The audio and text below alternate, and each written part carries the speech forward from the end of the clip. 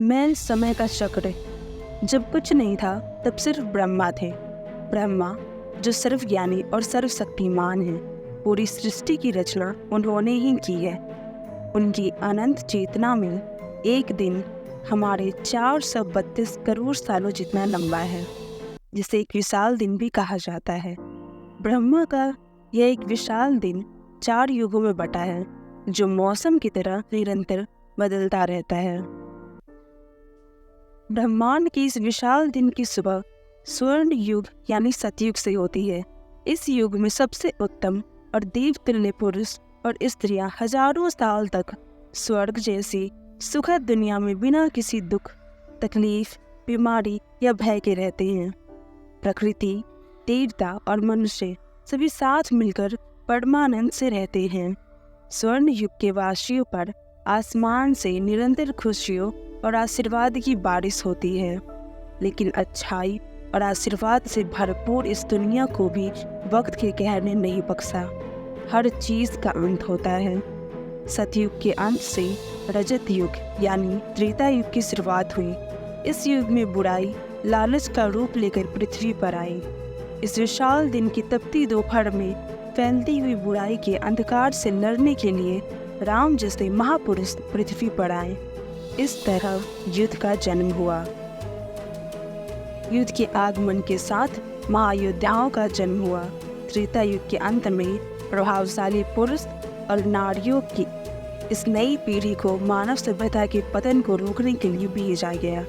उन्हें इतनी बखूबी रचा गया था कि वे लगभग सतयुग के लोगों की तरह ही सर्वगुण संपन्न थे और उन्होंने अपना धर्म बखूबी निभाया। लेकिन इस युग का भी अंत आ गया और द्वापर युग की शाम शुरू हुई। इस युग में ये महान योद्धा नई तरह की विपदाओं का शिकार होने लगे। सृष्टि के इस विशाल दिन का सूरज अब ढलने लगा था। बीमारियाँ, दोष, नाश, कहा जाता है ये तीसरा युग भी जल्दी खत्म हो जाएगा। एक महायुद्ध होगा जिसकी वजह से तहलका मचेगा, सर्वनाश होगा। जब इस तीसरे युग का सूरज ढलेगा, बहुत ही बुरा और कष्टदायक चौथा युग शुरू होगा, डरावना कलयुग। कलयुग में पैसा ही नियम है। व्यापारी सबसे शक्तिशाली है।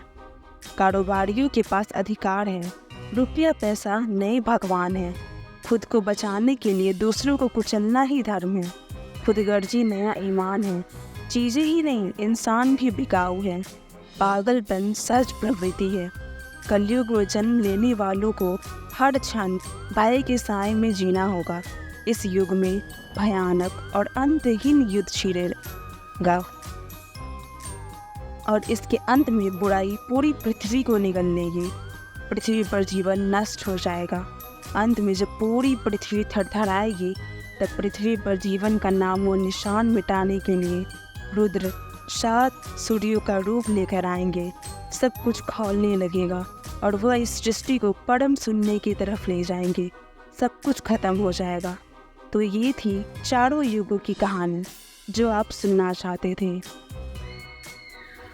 और हम सब अब इस पल तीसरे युग के अंत के करीब हैं। बहुत ही जल्द हम सब इतिहास बनने वाले हैं।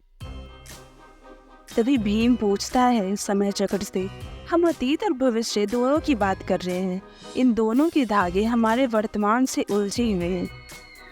अगर आने वाले युग में दुनिया बुराई के हाथों खत्म होने ही वाली है, तो हमारी जिंदगियां, हमारे वनवास का और दुर्योधन से युद्ध करने का क्या मतलब है?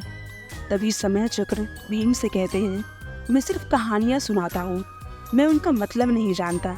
मैं भविष्य वक्ता भी नहीं हूँ, पर भगवान कृष्ण सब जानते हैं।